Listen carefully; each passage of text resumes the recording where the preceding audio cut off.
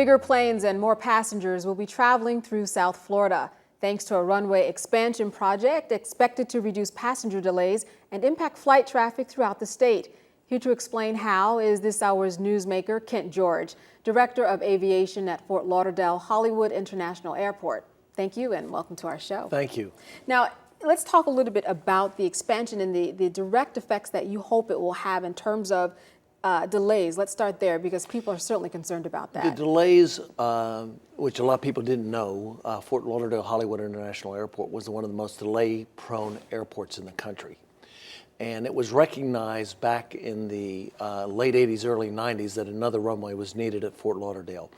Through a lot of efforts by the county commissioners to get to this point, we looked at a number of different configurations of runways. There was a number of lawsuits, there was environmental impact statements, but the runway was supposed to be done in 2004. And now we're looking at 2014. Yes. Okay. And in September 18th of 2014, the new runway will be open.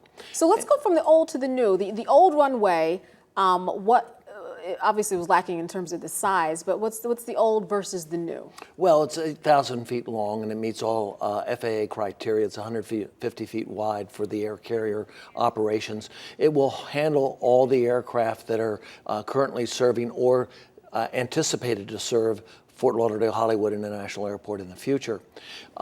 And it will take the delays that we are facing, any place between 6 and 18-minute delays per aircraft. And what people don't realize, not only does it have a lot of inconvenience for the traveler, but it costs the airlines $42 a minute every time an airplane sits on the ground and it's delayed. Wow. And you take that times 600 arrivals and departures a day, that adds up. That's big money to over $500,000 and some dollars delay a day. So this is needed, it's warranted, and it's going to be done in a, believe it or not, it's now going to be 13 months. Wow. I'm looking at some pictures now of the construction and what exists right now. The effect on the state, I'm sure that, you know, obviously it has bigger consequences for the state in terms of the economy in the area. Sure. It's really needed. Fort Lauderdale will handle about 24 million passengers this year. And that's significant. That's a lot of people. We're about the 18th to 20th largest airport in the country. But the runway is unique when you look at the pictures going through here.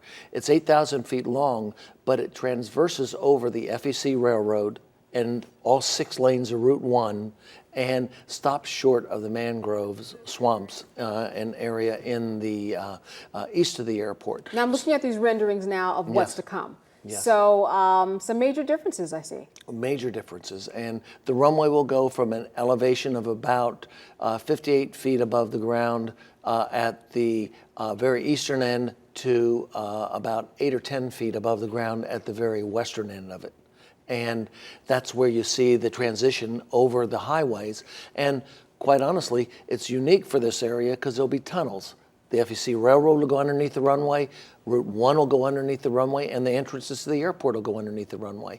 Plus we have one other trailway through there in case light rail or high movement vehicles FDOT wanted for the future. So we're planning for the future there too. All right, well from 1988 to 2014, September 18th, I'm sure a lot of people are looking for that completion. I thank you for being with us today. Thank you very much for the opportunity. All right, this hour's newsmaker has been Kent George, and I'm Candace Kelly. Thanks for watching.